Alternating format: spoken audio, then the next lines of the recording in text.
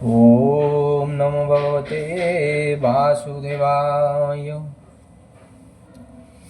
पंचम अध्याय द्वितीय स्कंद। पंचमे नारद पुच्छन्ते कालकर्मादि शक्तिजुते जेमन्ते विराट सुजिला ब्रह्मा बोलन्ति हरिलीला। आनन्दचिते से नारदे पुच्छन्ति ब्रह्माङ्करपादे। नारद उवाच वदेव देव नमस्तुते भूतभावन तु जगते सृष्टिरग्रे तोरदेहि तु भाव न जानति केहि। आत्मार तत्व तुम्हे जान जे वेद पुराणे प्रमाण जे रूप जहि तोर बास जहु ए जगत प्रकाश जाहार आश्रय बतई प्रकाशी जहि लीन होई भूत भविष्य वर्तमान तुम्ब गोचर दिव्य ज्ञान हस्ते ऐरा फल प्राय तुम्ब गोचर ज्ञान रहे जेणु तुम्भर ज्ञान स्फुरे जेवा तुम्भको हृदय धरे जाहार बस तु बोलाई वर्त तु जार आत्मा बही भूते संचरी भूत करु जाहार माया रे बिहरू ए भूतगणଙ୍କୁ जे पाळे अपर भावी आत्मा तुले आत्मार शक्ति बले भावी अक्लेशे जथा उन्न नाभि ए सृष्टि कर्म गोचर से जे नाम गुण रूप आर पर पर जे मध्यम जे अबा अच्छी स्थूल सूक्ष्म जाने मु नाही तो बाहरे अन्य बाकिए अच्छी संसारे तुम्हे जे घोर तप कर आत्मा समाधि बले धर तेणु मोहित मोर मन तुम्ब उपरे केवा अन्य एणु संशय मोर चिते ए माया सृजिल के मन्ते तुम्बे सर्वज्ञ सर्वेश्वर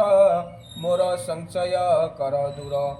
भकत भावे पचारई स्वभावे पुत्र मु अटई जेमन्ते मोर चिते स्फुरे ए विश्व समाधि गोचरे एणु नारद वाक्य शुणी हरेश हरसे कहे पद्म जुनि।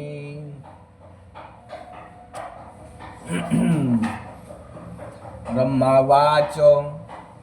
धन्य नारद मुनिवर साधु प्रस्ताव ये तोहर तुझे पचारु जनहिते ये ब्रह्म भाग भागवती विष्णु महिमा दर्शने पुछिलु विनय वचने तुझा पचारिलु मते मिथ्या नुहई ए उचिते जेणु ईश्वर प्राय होई ए सृष्टि मोहर अटई परमेश्वर ज्ञान जेणु नाई तोर भ्रांति तेणु जे विष्णु आज्ञा घेनी मते ब्रह्मांड सृजिली जेमन्ते अर्क अग्नि शशि ग्रह नक्षत्र तारा राशि तो आदि संत अछन्ति जेते जे विश्व माया बलग्रस्ते बोलन्ति मोते विश्वगुरु जार महिमा महामेरु जे हरि जगत ईश्वर ताहाकु मोर नमस्कार जार इच्छा मार्गे स्थिति लाजे संकित भगवती से माया बसे जगते अज्ञान मदे विमोहित मुहि मोर ए शरीर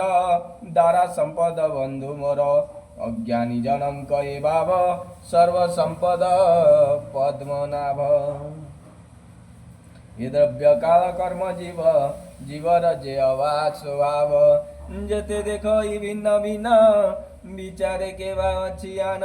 वेद वचन देवगण ये सर्वलोक यज्ञ दान तपस्या जोग ज्ञान गति सर्व संपद दासरति जे हरि सर्व देह देहि सर्व देख कुटे ताई तार शरीर मुहि जात ताते जे सर्जई जगत स्वभावे निर्गुण मुरारी सृष्टि संचयी गुण धरी निर्गुण पुरुष ईश्वर तामाया बले संसार सर्ग पालन तिरोधाने गुण को धरे भिन्ने भिन्ने कार्य कारण कर्ता अर्थे द्रव्य ज्ञान क्रिया समेते गुणे रहंती आश्रय करी निर्गुण पुरुष आवरी ये तीन गुण लिंग गते मध्यवर्तई अलक्षिते मोहादि सर्वजनंकर आत्मा स्वरूप से ईश्वर माया ईश्वर माया बले सर्जे स्वभाव कर्म काले आपना इच्छा बले करी विविध शरीर को धरी जे काल गुणी व्यति करे ସୁଜଇ ପାଳଇ ସଙ୍ଗରେ ତାର ସ୍ୱଭାବ କର୍ମ ଯୋଗ ମହତ ଉପୋଜି ଲାଗେ। महत विकारु तक्षणे त्रिगुण लिंग आवरणे तम प्रधान अतिरेके श्रेदव्य ज्ञान क्रियात्मके स्वभाव शक्ति महाघोर तम अधिक अहंकार से अहंकार नाम होई से तीन प्रकार भजई गुण प्रकाश तीन दिनी विकार तम तेज घेनी जे शक्ति द्रव्य क्रिया ज्ञान एवावे भेद भिन्न भिन्न से अहंकारे भूत आदि तामस शक्ति तही भेदी शब्द गुण मात्रे संचे नव प्रकाशे अंतरुके शब्द गुणे से प्रधान दृश्य दर्शक भेद स्थान शब्द गुण नभु होई चतुर्थ मात्रा संगे लई नव विकारो वायु जात स्परस शब्द गुणे स्थित स्परस गुणता प्रबल जे प्राण सह जो बल पवन विकारु तक्षणे स्वभाव काल कर्म गुणे स्परश गुण तहिताई तृतीय मात्रा भाव वही शब्द स्पर्श रूप तार प्रचंड तेज महाघोर तेज विकारु से उदक जार स्वभाव रसात्मक शब्द स्पर्श रूप तिनी ये तिनी रस संगे घेनी आप विकारु मही जात से पंच मात्रा गुणे जुत सत्व विकार तहु मन जे रूपे प्रकाशे गगन मनर संगे देव बल दश इंद्रिय दिगपाल दिगवातार्क जलपति अश्विनी बन्नी सुरपति उपेन्द्र मित्र प्रजापति ये रूपे दश उत्तुपति तेजस तैजस विकारु तक्षणे जन्मिले दश इंद्रि गणे जे ज्ञान क्रिया बुद्धि प्राण तैजस शक्ति प्रमाण श्रुति जुगल चर्म घ्राण नयन जीवा पंच ज्ञान वचन पाणी अंग्रिवेणी उपस्थ मूलाधार घेनी ए कर्म इंद्रिय प्रकार दश देवंग अधिकार भूत इंद्रिय गण मन सत्व आदि जे तीन गण जेणु नोहिले एक मन ए तिणु न पाइले स्थान ब्रह्मांड हेतु ये प्रत्यक्षे सूक्ष्मे रहिले अंतरिक्षे स्थान न पाई अन्य अन्य स्थकिले स्थकिते रहिले गगने केते ही काल शून्य रही ये सर्वे विष्णु आज्ञा पाई ये महाभूते सूक्ष्म भूते घटित अन्य अन्य जुते सुवर्ण अंड उपजिला तक्षणे उदके पड़िला अनेक सहस्र बरसे से अंड महाजले भासे से अंड मध्य जीव जात काल कर्म स्वभाव स्थित ताहा स्वभावे अचेतन चेतना देले भगवान से सर्वगुण सर्वसिद्धि केते काल अंड भेदी पुरुष होइला बाहर एबे हो सुन मुनिवर सहस्र उरु अंग्रिवक्ष सहस्र नयन प्रत्यक्ष सहस्र शिर सहस्रभुज आनन अप्रमित तेज तार देह शून्य देखी लोकर स्थिति उपलक्षी दुई सप्त लोक तार अंगे कल्पित अध ऊर्ध भागे मुकु जनिला ब्रह्मकुल क्षत्रिय जात बाहुमूल उरु जुगल वैश्य गणे शूद्र उपजिला चरणे भूलुक कटी भोगे स्थित नाभिरु भुव लोक जात हृदय स्वर्ग लोक मिले महत लोक उरस्थले जन लोक जे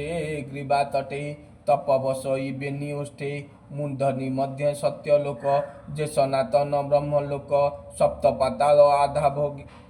अधोभागे शुण कहिबा प्रति अंगे अतल बसे जंग देशे उरुरे वितल प्रकाशे सुतल बसे जानुमूल जंघर मूले तलातल जे महातल गुल्प देशे पादाग्रे रसा तल बसे पाताल पाद तले रहे एणु भुवन विश्व देहे ए भूमि लोक पादे बसे नाभिरे भुव जे प्रकाशे स्वर्लोक कल्पित मूर्धनि विश्व देहे बा विश्वमानी नारद आगे वेदवर जहा कहिले वेदसार सुजन जनक श्रवणे ब्राह्मण जगन्नाथ बणे जेमंते ब्रह्मांडर सृष्टि भिआईथिले परमेष्टि इति श्रीमद्भगवते महापुराणे परमहंस्यां संहितायां द्वितीय स्कन्धे ब्रह्मा नारद संवादो नाम पंचम अध्याय।